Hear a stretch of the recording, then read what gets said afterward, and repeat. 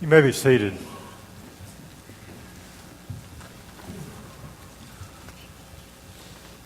In my first job after I finished training, the first full-time job that I had, I was hired by a company for a new site that they were opening. All of the staff for that facility was hired at the same time. And it was one of those jobs that one takes after one has finished school or training, knowing that it will not be your forever job. This is the one that kind of gets you started, and then you move on. You stay there for a year or two or three or whatever, and then you move on. Now the staff, the people hiring us knew that as well. It was not a big secret. Now, a few months after I started in this position, my son was born. And as happens when children are born, we began to think differently about some things. And over the next few months, we talked about and finally decided that we wanted to move back to our home state, nearer to family. So as we began to develop this and finalize that, yes, this is what we wanted to do, I went and sat down with my supervisor. Now, this was a person with whom I had a good relationship. I felt that at any time I could go in her office and sit down and talk with her, or she could come into mine and we could talk about things, we could strategize, we could do various things. So I went to see her, and she offered me a chair, and I sat down, and I said, "This is what's going on." I said, with the birth of our son, we've decided that we would like to move toward moving back to our home state, and I want you to know that this is what we're looking at doing, and we're going to take some active steps to do that. And by the way, there is an office nearby where we want to be, and if it's okay with you, I would like to explore the possibility of looking at a job there.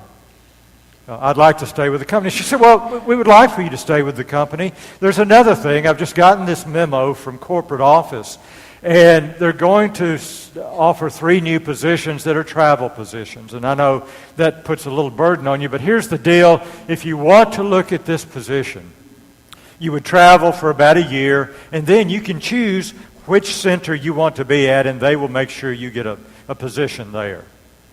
I said, "That sounds good." And she said, "Well, here's who you call. Here's his phone number, and just let me know how things go." And I said, "Okay."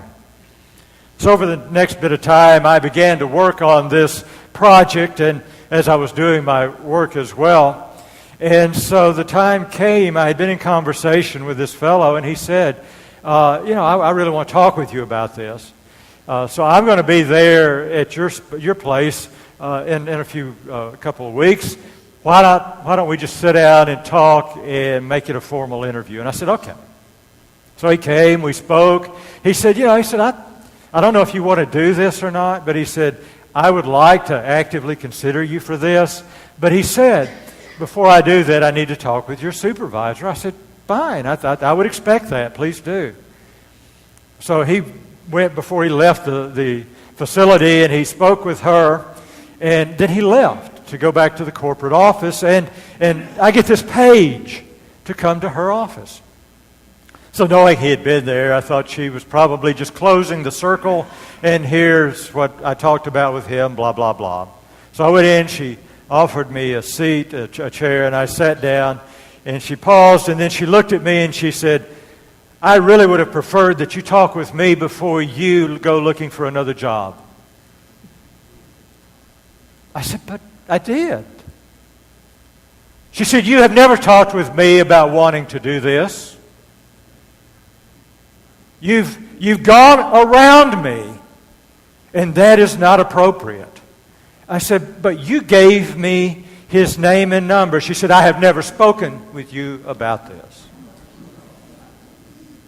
It became very clear to me there was nothing else to say. There was no way to get out of it. There was no way to convince her otherwise. Either she did not remember it, or she was, as I sometimes said, running a game on me. I didn't know. Have you ever had something like that happen for you? Where you have been wrongly accused of something that you didn't do. Maybe it was by your spouse or former spouse. Maybe it was by a sibling when you were growing up who did something and then told your parents that you did it.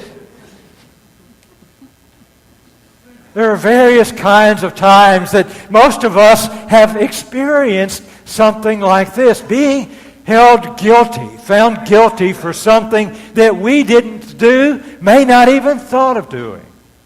And you and I know that when we're in those situations, that there comes a point where there's nothing we can do. It's very disempowering.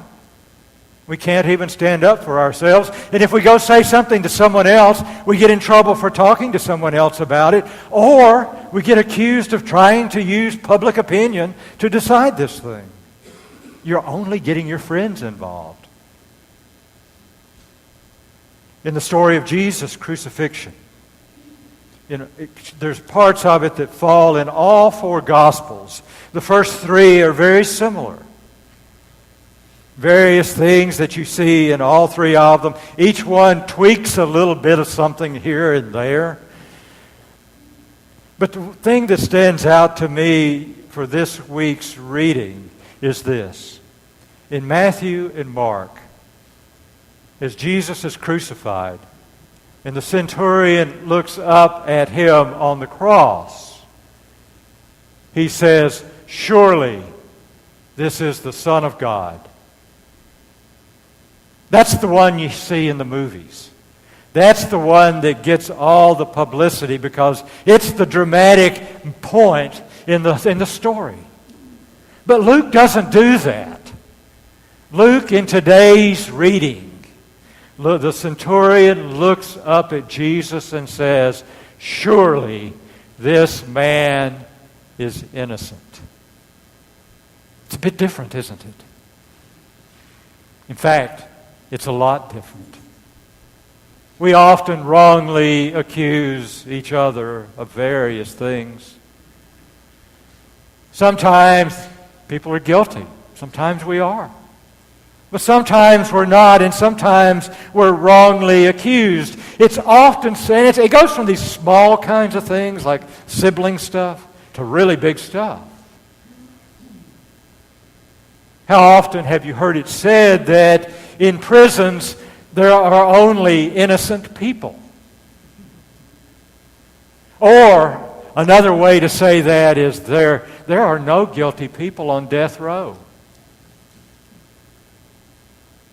That's kind of a struggle, isn't it? Because we know that sometimes we're guilty of things, but we also know at other times people are accused of being guilty who are in fact innocent. We live in a culture now in which pretty much you're assumed to be guilty until proven innocent. And the reality is you can never do that. Once you're labeled guilty, no matter how much some jury or peers or friends or whoever says this person's innocent, no matter how much you do that, you always carry the stain of the guilt. But what we know is that on death row, there are guilty people. But we also know there are those who are innocent. That's a very sobering and startling reality.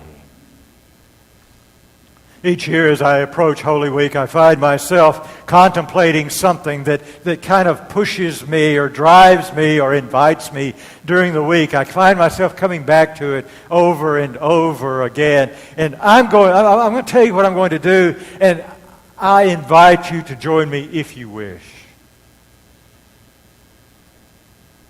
You and I have walked this Lent with Jesus. And you and I have arrived in Jerusalem. This morning we joined him in procession and we had our palm branches out as we went there. This week we are going to do other things. We're going to the Mount of Olives again. We're going to the garden in Gethsemane. We're going to fall asleep.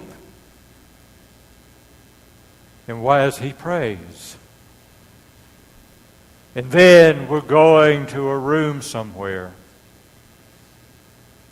And in that room, our feet will be washed, and we will wash others' feet. And we will receive his body and his blood in the form of bread and wine. And we will feel the fear in the room so much that we can almost taste it. And we will be there when they arrest him. And we will be along the way as he goes by. So much that we can touch him, we can smell his sweat, we can see the blood from his brow. And then we will follow him to the cross. And as his friends, we will stand afar away because we don't want to be identified with him and hang on our own cross. But as the centurion, we will stand at his feet and we will look up. And we will realize that this man who just died was innocent. He wasn't the least bit guilty. So that's what I'm going to ponder this week. I'm going to ponder the ways in which we make folks guilty who aren't. Both the ways I do that individually and personally, and the ways we do that as society. Throughout this week, I'm going to hear and think and say over and over to myself and to God, surely this man is innocent. Amen.